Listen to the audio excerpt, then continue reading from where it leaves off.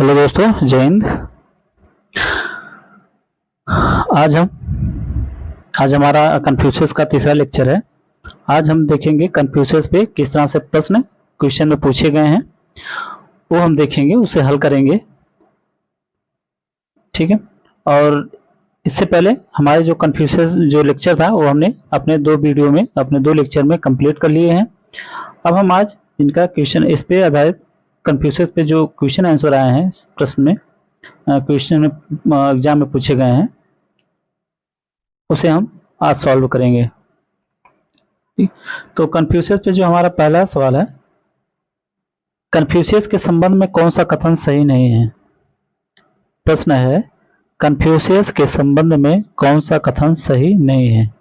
तो ये हमारा है, कन्फ्यूशियस के जन्म के समय चीन में झू राजवंश स्थापित था। ये तो सही है। जब हम आप लोग को सामान्य परिचय बता रहे थे तो वहाँ आप लोग देखे होंगे, वहाँ हमने आप लोगों को बताया था कि कन्फ्यूशियस का जन्म झू राजवंश में हुआ था। दूसरा जो है, कन्फ्यूशियस ने विज्ञान और गणित की शिक्षा पर बल दिया। तीसरा है, वे लू राज्य में एक शहर के शासनकर्ता बने। और चौथा है, कन्फ्यूशियस एक धर्म प्रचारक नहीं बल्कि एक सुधारक थे। तो जो चारों ऑप्शन है इसमें से आपको वो कथन चुनना है जो सही नहीं है। जो सही नहीं है, क्वेश्चन ध्यान से देखिएगा, ध्यान से पढ़िएगा। क्वेश्चन कह रहा है कन्फ्यूशियस का संबंध में कौन सा कथन सही नहीं है, अर्थात हमको जो चारों ऑप्शन में जो सही नहीं है वही हमको ज्ञात करना है। तो पहला तो सही है, ये कन्फ्यूशियस के जन्म के समय चीन में झू राजवंश स्थापित था। ये हम लोगों ने देखा था अपने सामान्य परिचय में। जब हम आप लोगों को सामान्य परिचय बता रहे थे तो वहाँ पे हमने आप लोगों को बताया था कि कन्फ्यूशियस का जन्म जो है तत्कालीन समय में झू राजवंश में या झू राज्य में हुआ था। दूसरा ऑप्शन है, कन्फ्यूशियस ने विज्ञान और गणित की शिक्षा पर बल दिया। ये सही नहीं है, क्योंकि कन्फ्यूशियस ने विज्ञान और गणित की शिक्षा पर कभी बात ही नहीं की थी इन्होंने। और फिर चौथा तीसरा है, वे लू राज्य में एक शहर के शासनकर्ता बने। ये भी सही है, क्योंकि वे अपने जीवन काल में जब शिक्षक वे दार्शनिक बने तो उससे पहले वे लू राज्य जो था, लू राज्य था, उस लू राज्य में एक शहर के शासनकर्ता थे। वो एक दार्शनिक बनने से पहले, एक शिक्षक बनने से पहले वे लू राज्य में एक शहर के शासनकर्ता भी थे। हम आप लोगों को जब बता रहे हैं इनके रचना के बारे में, तो हमने आप लोगों को बताया था कि स्प्रिंग एंड ऑटम जो उनकी ग्रंथ है, जिसे लू का इतिवृत्त भी कहा जाता है, तो वही लू का जो इतिवृत्ति है वही लू राज्य से ही संबंधित इनके हैं। ठीक। चौथा ऑप्शन है, कन्फ्यूशियस एक धर्म प्रचारक नहीं बल्कि एक सुधारक हैं। ये भी सही है, क्योंकि कन्फ्यूशियस ने कभी भी धर्म का प्रचार नहीं किया बल्कि वे एक सुधारक के रूप में उन्हें देखा जाता है। तो हमारा जो ऑप्शन होगा सही, वो होगा हमारा बी। ये बी वाला ऑप्शन हमारा सही है। मतलब सही मतलब कि ये सही है क्योंकि ये असत्य है। कन्फ्यूशियस ने विज्ञान और गणित की शिक्षा पर बल दिया, मतलब ये कथन क्या सही नहीं है। तो यही हमको ढूंढना था कि कौन सा कथन सही नहीं है। तो कौन सा कथन सही नहीं है, बी वाला सही नहीं है। ठीक। तो अब हम आगे देखते हैं, कन्फ्यूशियस ने अपने शिष्यों को क्या आदेश दिया। कन्फ्यूशियस ने अपने शिष्यों को क्या संदेश दिया। पहला, सत्य, प्रेम और न्याय का। दूसरा, सत्य, अहिंसा और क्रांति। तीसरा, परोपकार, सत्य और अहिंसा। चौथा, सत्य, निर्भीकता और दंड। तो कन्फ्यूशियस सत्य और न्याय की बात करते थे। जब हम लोग देखे होंगे कि व्यक्ति पूर्ण नैतिक तभी होगा जब उसके अंदर 5 चीजें कन्फ्यूशियस ने बताई थी, जिसमें एक था कि वह न्याय प्रिय हो। ठीक है। तो पहले ऑप्शन में हमारा, और उन्होंने राजा के लिए सत्यवादी वाली बात कही थी कि राजा जो है, जब राजा के गुण बता रहे थे तो बताया था कि राजा सत्यवादी और क्या हो, ईमानदार हो। तो सत्य और ईमान की बात तो उन्होंने की थी, न्याय की बात। तो सत्य आपके देखिए कितने ऑप्शन में है, पहले ऑप्शन में, दूसरे ऑप्शन में भी है, और बस तीसरे ऑप्शन में भी है। और न्याय आपका केवल पहले वाले ही ऑप्शन में है, ना तो दूसरे में, ना सी में, ना डी में है। ठीक है। तो इसका मतलब हमारा पहला वाला ऑप्शन सही है। उन्होंने क्रांति की कभी बात नहीं की, और उन्होंने कभी अहिंसा की भी बात नहीं की, और दंड की बात तो एकदम नहीं की।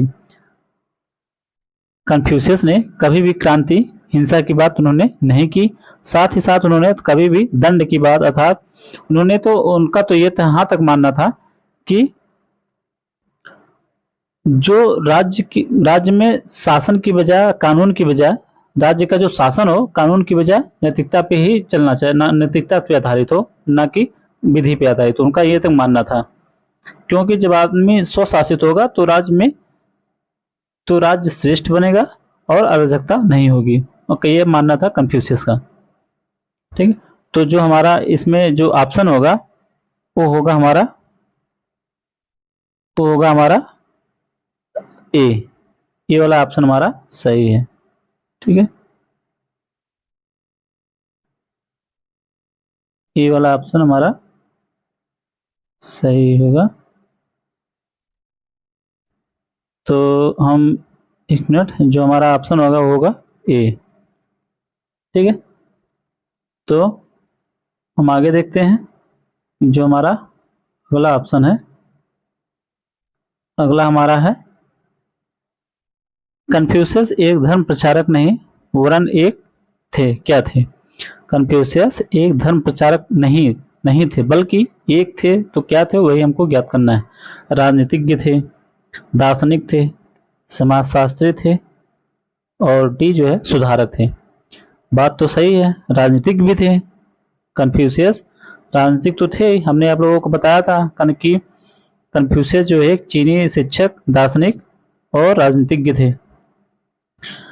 तो ये ऑप्शन भी सही है, बी भी सही है। समाजशास्त्री, उन्होंने समाज संबंधी विचार भी उन्होंने दिए हैं, सामाजिक विचार भी उनके उनके अपने हैं। तो समाजशास्त्री भी कहीं ना कहीं हैं और सुधारक भी हैं। तो चारों ऑप्शन तो सही है। तो अब चारों में से किस ऑप्शन पे लगाया जाए? है तो सब सही, लेकिन जो ज़्यादा सही है, जब ऑप्शन में कोई चीज़ तीन चीज़ें सही होती हैं और हमको सही ज्ञात भी करना है, तो उसमें जो ज़्यादा सही होता है वही हमको ज्ञात करना है। तो इसमें जो सबसे ज़्यादा सही है वो उनको एक सुधारक के रूप में ज़्यादा माना जाता है। तो यहाँ रहेगा कन्फ्यूशियस एक धर्म प्रचारक नहीं वरन एक क्या थे, एक सुधारक थे, वरन एक सुधारक थे। ठीक है, ये ऑप्शन सही है। अब हमारा जो अगला है, कन्फ्यूशियस किस तत्व पर अधिक बल देते थे? शिक्षा पे, स्वभाव पे, सदाचार पे, दर्शन पे? चारों सही है। शिक्षा पे भी बल देते थे, स्वभाव पे भी, सदाचार पे भी बल देते थे, दर्शन पे। लेकिन इसमें पूछा गया है कि किस तत्व पर अधिक बल देते थे। तो सबसे ज्यादा किस पे बल देते थे? नैतिकता पे, सदाचार पे। हमने आप लोगों को बताया था कि कन्फ्यूशियस के विचारों का जो मुख्य उद्देश्य रहा है वह है नैतिकता। तो नैतिकता का मतलब सदाचार। तो यह ऑप्शन क्या होगा सही इसमें? सदाचार। ठीक है, यह होगा सदाचार। अब हम अगला क्वेश्चन देखते हैं। कन्फ्यूशियस के समाज सुधारक उपदेशों का चीनी समाज पर क्या प्रभाव पड़ा? कन्फ्यूशियस के समाज सुधारक उपदेशों का चीनी समाज पर क्या प्रभाव पड़ा? पहला, चीनी समाज अपने अधिकारों के लिए जागृत हुआ। दूसरा, चीनी समाज को शिक्षा की आवश्यकता का ज्ञान हुआ। तीसरा, चीनी समाज परोपकारी बन गया। और डी जो है चौथा, चीनी समाज में स्थिरता आ गई।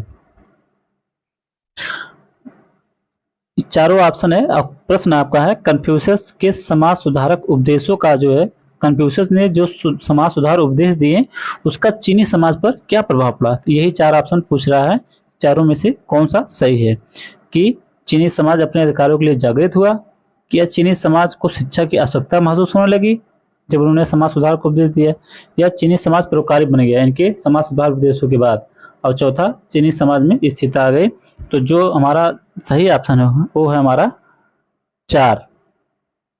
चीनी समाज में क्या है?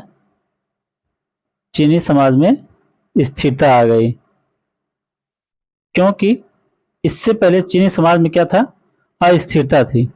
चीनी समाज में अस्थिरता थी। इनके समाज सुधार उपदेशों के बाद क्या है, चीनी समाज जो अस्थिर था वह क्या होगा? स्थिर हो गई। तो हमारा जो सही ऑप्शन है इस क्वेश्चन का वो है डी, अर्थात चीनी समाज में स्थिरता आ गई। ठीक है, अब हम अगला क्वेश्चन देखते हैं। अगला है, लू राज का इतिवृत्ति किसे कहा जाता है? लू राज का इतिवृत्ति किसे कहा जाता है? स्प्रिंग एंड ऑटम, क्वेश्चन में बसंत और पतझड़, बी है द ग्रेट लर्निंग या महान शिक्षा, सी है डॉक्ट्रिन ऑफ द मीन अर्थात औसत का सिद्धांत, चौथा है डी है पॉलिटिक्स अर्थात राजनीति। इस चारों में ऑप्शन में पूछा जा रहा है कि लू राज्य का इतिवृत्ति किसे कहा जाता है। ठीक है, तो जब हम इनकी रचनाएं पढ़ रहे थे तो उसी समय ध्यान आप लोग यदि पढ़े होंगे तो ध्यान आप लोग को ध्यान होगा कि हमने बताया था कि बसंत और पतझड़, जिसे इंग्लिश में स्प्रिंग ऑटम कहा था, लेक्चर को याद करिएगा, पहले लेक्चर में हमने आप लोगों को बताया था कि बसंत और पतझड़, जिसको इंग्लिश में स्प्रिंग एंड ऑटम कहा जाता है, बसंत और पतझड़ जिसको इंग्लिश में स्प्रिंग एंड ऑटम कहा जाता है नामक जो ग्रंथ है, इसे ही लू का इतिवृत्त भी कहा जाता है या कन्फ्यूशियस का लिखा हुआ बताया जाता है। आप लोग ध्यान दीजिएगा, ये बात हमने आप लोगों को पहले लेक्चर में बताई थी। तो यहाँ पे जो लू का राज्य का इतिवृत्ति है वो इसी को कहा जाता है, किसको? स्प्रिंग एंड ऑटम अर्थात बसंत और पतझड़ को। तो हमारा जो ऑप्शन इसमें होगा वह पहला सही होगा। ठीक है, तो हम आगे देखते हैं। अगला हमारा है कन्फ्यूशियस के अनुसार किसी देश में अच्छा शासन और शांति तभी स्थापित हो सकती है जब, प्रश्न कर रहा है कन्फ्यूशियस के अनुसार किसी देश में अच्छा शासन और शांति तभी स्थापित हो सकती है जब, चार ऑप्शन है। पहला है शासक सही अर्थों में शासक और मंत्री सही अर्थों में मंत्री हो। ठीक, सही अर्थों मतलब है कि सही अर्थ में अपना शासक, जो शासक हो उस सही अर्थ में शासक का कार्य करे, जो मंत्री हो उस सही अर्थ में मंत्री वाला कार्य करे। बी है शासक को जनता पर नियंत्रण की विधि ज्ञात हो, शासक को जनता पर नियंत्रण की विधि ज्ञात हो। सी ऑप्शन है जनता को क्रांति का ज्ञान व शक्ति प्राप्त हो। डी ऑप्शन है जनता शासक पर अपना प्रभुत्व स्थापित करे, जनता शासक पर अपना प्रभुत्व स्थापित करे। ये चार ऑप्शन दिए हैं और ये चारों ऑप्शन में पूछा जा रहा है, जो प्रश्न में पूछा गया वह है कि कन्फ्यूशियस के अनुसार किसी देश में अच्छा शासन और शांति तभी स्थापित हो सकती है जब, इस चारों में से कौन सा ऑप्शन सही है? तो जो इस चारों में सही ऑप्शन है वो है पहला ए, अर्थात सही शासक सही अर्थों में शासक और मंत्री सही अर्थों में क्या हो? मंत्री हो। ठीक है, जो बी ऑप्शन आपका है शासक को जनता पर नियंत्रण की विधि ज्ञात हो, शासक को जनता पर, तो आप लोग जब राजा के गुण, जब आप लोग को ज्ञात होगा, जब हम राजनीतिक विचार कन्फ्यूशियस के बता रहे थे तो आप लोग को ये भी बताया था कि कन्फ्यूशियस राजा को शक्तिशाली तो बनाना चाहते हैं पर साथ ही साथ उस पर कुछ नियंत्रण भी रखना चाहते हैं, उस पर कुछ नियंत्रण भी थोपते हैं जो उस राजा के गुण के रूप में हो, कि राजा क्या हो?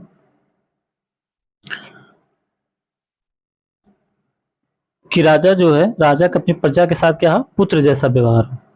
ठीक है, राजा जो है नेतृत्व अच्छा हो। तो शासक जो है,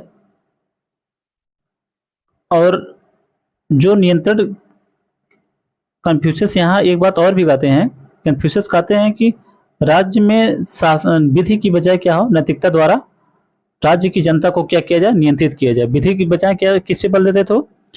नैतिकता पे, किस जो राज्य की जनता हो उसको क्या है? नैतिकता के द्वारा नियंत्रित किया जाए, ना कि विधि द्वारा। और सी ऑप्शन है, तो ये सही, बी सही नहीं होगा। तो जो सी अगला ऑप्शन है जनता को क्रांति का ज्ञान व शक्ति प्राप्त हो, वो जनता को कभी इस योग्य समझते ही नहीं थे कि वह एक योग्य शासक का या वह एक योग्य शासक का चुनाव कर पाए, वह एक सही योग्य शासक को समझ पाए कि सही योग्य शासक है कौन। तो ये भी ऑप्शन सही नहीं होगा और कभी क्रांति की बात भी नहीं करते थे। डी जो ऑप्शन है जनता शासक पर अपना प्रभुत्व स्थापित करे, अर्थात वो कभी लोकतंत्र की उन्होंने समर्थन ही नहीं किया। जब लोकतंत्र का समर्थन नहीं करेंगे तो जनता को शासक पर प्रभुत्व स्थापित करने का भी समर्थन नहीं करेंगे। ठीक है, वो जनता, राजा का जनता के प्रति सही व्यवहार है, इसके लिए वो राजा पर ही कुछ प्रतिबंध की बात कहते हैं, लेकिन कभी भी वो शासक द्वारा जनता का जो है शासक को प्रभुत्व स्थापित करने की बात नहीं कहते हैं। तो जो हमारा इस वाले प्रश्न में जो सही ऑप्शन है कि किसी देश में अच्छा शासन और शांति तभी स्थापित हो सकती है जब उस देश में उस राज्य में सही शासक सही अर्थों में शासक और मंत्री सही अर्थों में क्या हो, मंत्री हो। तो ये हमारा ऑप्शन सही है। ठीक, तो हम अगला देखते हैं। अगला जो हमारा है,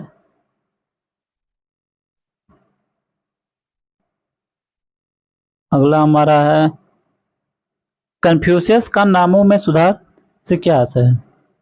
कन्फ्यूशियस का नामों में सुधार से क्या आशय है। पहला है अपने नाम के साथ कोई जाति न लगाए। बी, इस प्रकार के नाम रखे जाए जिससे धर्म का ज्ञान ना हो सके। सी, जो जिस नाम के पद पर प्रतिष्ठित हो वह उसके कर्तव्यों का पालन करे। और डी है महत्वपूर्ण पदों के नामों में परिवर्तन किया जाए। तो इसमें जो हमारा सही ऑप्शन है वह है हमारा सी, वह है हमारा सी। ठीक है, कि जो जिस नाम के पद पर प्रतिष्ठित हो वह उसके कर्तव्यों का पालन करे। ठीक, अपने नाम के साथ कोई जाति न लगाएं, ये भी सही नहीं है। और इस प्रकार के नाम रखे जाएं जिससे धर्म का ज्ञान ना हो सके, ये भी उन्होंने बात नहीं की। महत्वपूर्ण पदों के नामों में परिवर्तन किया जाए, ये भी सही ऑप्शन नहीं है। ठीक, तो जो अगला ऑप्शन हमारा है क्वेश्चन है वह है कन्फ्यूशियस किस प्रकार की शांति में पूर्ण विश्वास करता था। न्याय की शक्ति में, जनता और परोपकार की शक्ति में, जनता और परोपकार की शक्ति में। सी जो है उदाहरण और आदर्श की शक्ति। डी है अहिंसा और सत्याग्रह की शक्ति। अहिंसा और सत्याग्रह ये तो गलत है, क्योंकि सत्याग्रह की वो बात ही नहीं करते थे। तो न्याय की शक्ति तो सही है, ये भी है। जनता और परोपकार की भी बात तो करते थे। जनता की शक्ति में वो विश्वास नहीं करते थे। जो सही ऑप्शन इसमें तीसरा है, न्याय की शक्ति भी सही है लग रहा है, और सी उदाहरण और आदर्श की शक्ति। तो इसमें जो सही ऑप्शन है ज़्यादा दोनों में, ए और सी में, वो सारा सही है सी उदाहरण और आदर्श की शक्ति। उदाहरण और आदर्श की शक्ति। अब अगला हम देखते हैं। अगला जो हमारा प्रश्न है वह है कन्फ्यूशियस के दार्शनिक, सामाजिक तथा राजनीतिक विचारों पर आधारित कन्फ्यूशियसवाद को अन्य किस नाम से जाना जाता है। प्रश्न है कन्फ्यूशियस के दार्शनिक, सामाजिक तथा राजनीतिक विचारों पर आधारित कन्फ्यूशियसवाद को अन्य किस नाम से जाना जाता है। ए है कुंगफुत्सीवाद, बी कन्फ्यूवाद, सी कुंगतीसवाद और डी है कुंगफूवाद। तो जो सही ऑप्शन इसमें है, इसमें ए है कुंगफुत्सीवाद। उसमें जो सही ऑप्शन है वो है कुंगफुत्सीवाद। पहला ऑप्शन सही है। ठीक, और फिर आगे हम देखते हैं। यहाँ देखिए इस प्रश्न में चारों नाम मिलते जुलते हैं, तो इसे अच्छे से समझ लीजिएगा। जो सही ऑप्शन है वो है कुंगफुत्सीवाद। अगला प्रश्न है कन्फ्यूशियस ने ईश्वर की अवज्ञा किसे कहा है। कन्फ्यूशियस ने ईश्वर की अवज्ञा किसे कहा गया। कन्फ्यूशियस ने ईश्वर की अवज्ञा किसे कहा गया नहीं, किसे कहा। ऑप्शन है ईश्वर की पूजा ना करना, यह ईश्वर की अवज्ञा है। या अपने स्वभाव के अनुसार कार्य ना करना, यह ईश्वर की अवज्ञा है। तीसरा है ईश्वर के अस्तित्व को स्वीकार ना करना ही ईश्वर की अवज्ञा है। या चौथा दूसरे व्यक्तियों की सहायता ना करना, यह ईश्वर की अवज्ञा है।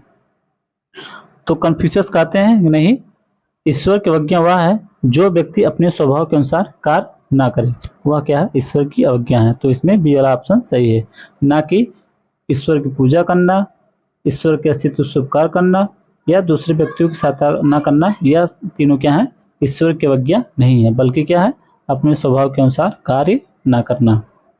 ठीक है, तो हमारा जो सही ऑप्शन है वो है बी। ठीक है, अब हम अगला प्रश्न देखते हैं। अगला प्रश्न जो हमारा है, किसका कथन है कि बुराई को देखना और सुनना ही बुराई की शुरुआत है। किसका कथन है कि बुराई को देखना और सुनना ही बुराई की शुरुआत है। तो यह कथन है कन्फ्यूशियस का। ठीक है, यह जो है कन्फ्यूशियस ने कहा था कि बुराई को देखना और सुनना ही जो है बुराई की शुरुआत है। तो हमारा सही ऑप्शन है इसमें डी, कन्फ्यूशियस। हालांकि इसमें तीन ऑप्शन और दिए हैं, क्या है? ऑगस्टाइन, रूसो और मील। ये तीनों ऑप्शन नहीं बल्कि क्या है? कन्फ्यूशियस है।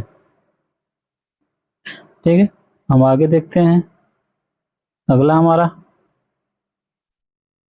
हमारा है, किसने कहा कि जो आप खुद पसंद नहीं करते उसे दूसरों पर मत थोपिए। अगला क्वेश्चन है, प्रश्न कर रहा है, किसने कहा जो आप खुद पसंद नहीं करते हैं उसे दूसरों पर मत थोपिए। एक पहला ऑप्शन है बेंथम, बी कन्फ्यूशियस, सी प्लेटो और डी है मील। तो यह कथन है कन्फ्यूशियस का ही कि जो आप खुद पसंद नहीं करते हैं उसे दूसरों पर मत थोपिए, उसे दूसरों पर मत थोपिए। ठीक है, फिर अब जो अगला प्रश्न है वह है, कन्फ्यूशियस के अनुसार सार्वभौमिक मान्यता प्राप्त नैतिक गुण है। कन्फ्यूशियस के अनुसार सार्वभौमिक मान्यता प्राप्त नैतिक गुण है बुद्धि, करुणा और साहस, बुद्धि, शक्ति, साहस, सत्य, सत्य और अहिंसा, डी करुणा, सत्य और सत्य। ठीक, तो कन्फ्यूशियस बुद्धि की बात करते थे, करुणा मस दया, तो दया की भी बात करते थे और साहस की बात करते थे। तो हमारा ये वाला ऑप्शन ज़्यादा सही है, लेकिन साथ साथ हम तीन ऑप्शन और भी देख लेते हैं। सत्य, उस सत्य की बात नहीं करते थे, अहिंसा की बात नहीं करते थे, तो बी सही नहीं है। बुद्धि, शक्ति, यहाँ शक्ति फिर आ गया है, तो शक्ति, हम शक्ति की बात नहीं करते थे। फिर डी ऑप्शन जो है करुणा, सत्य और सत्य, यहाँ शक्ति फिर आ गया है। कन्फ्यूशियस ने अहिंसा और शक्ति की बात नहीं की है। तो हमारे तीन ऑप्शन सही नहीं है। हमारा जो सही ऑप्शन है वो है पहला, अर्थात बुद्धि के साथ साथ करुणा और साहस, यह जो है सार्वभौमिक मान्यता प्राप्त नैतिक गुण हैं। कौन कौन से हैं? बुद्धि, करुणा अर्थात दया और साहस, साहस मत हिम्मत। ठीक है, तो पहला वाला ऑप्शन हमारा क्या है? सही है। हम आगे देखते हैं। अगला हमारा है,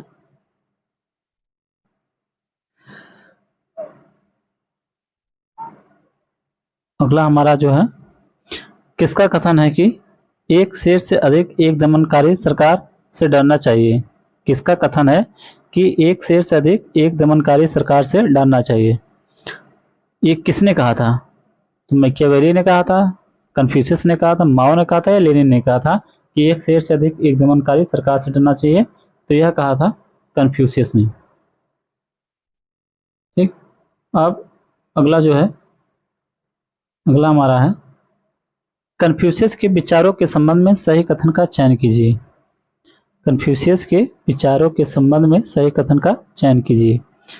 तो इसमें एक ऑप्शन है, भलाई मनुष्य का स्वाभाविक गुण है, बी, यह मुख्यतः सदाचार और दर्शन की बात करते थे, यह मुख्यतः सदाचार और दर्शन की बात करते थे, सी, या तीसरा ऑप्शन है, इन्होंने ईश्वर और देवताओं संबंधी अनेक विचार दिए, और चौथा जो है, इनके ज्यादातर ग्रंथ ईश्वर के उपदेशों से संबंधित हैं। ये चार चीजें हैं और पूछ रहा है कि इन चारों में कन्फ्यूशियस के विचारों के संबंध में सही कथन कौन सा है चारों में।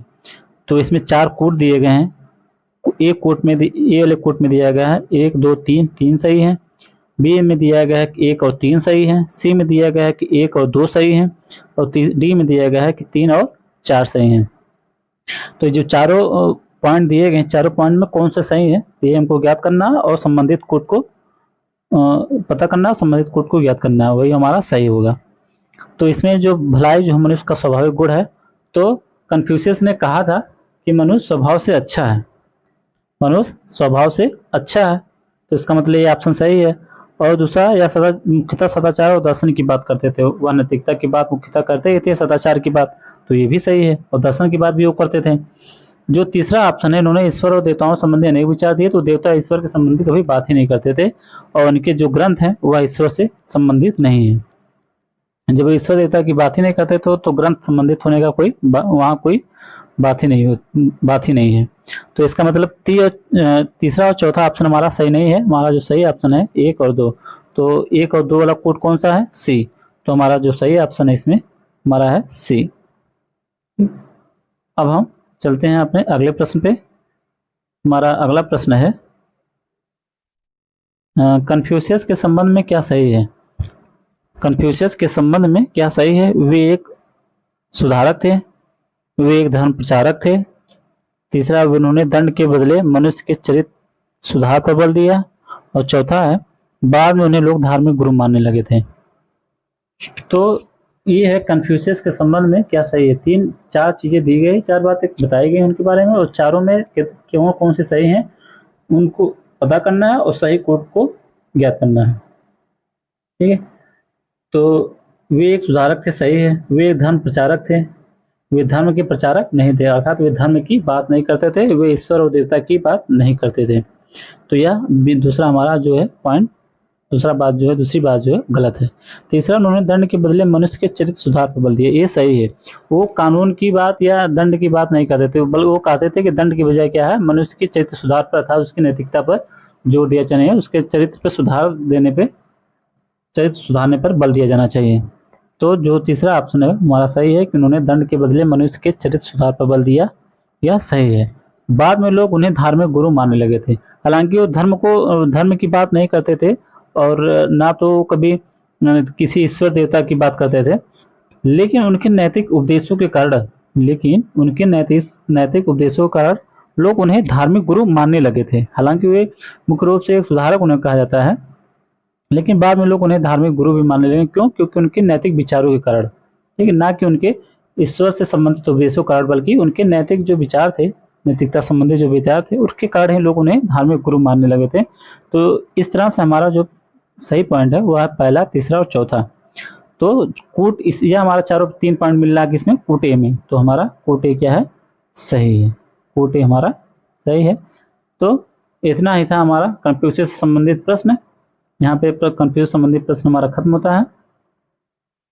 ठीक है, तो अब हमारा यहीं पे कन्फ्यूशियस भी खत्म हो रहा है चैप्टर, और उसका प्रैक्टिस भी। अब हम आगे जो हमारा अगला चैप्टर शुरू होगा वो होगा प्लेटो के साथ। तब तक के लिए धन्यवाद, बाय बाय।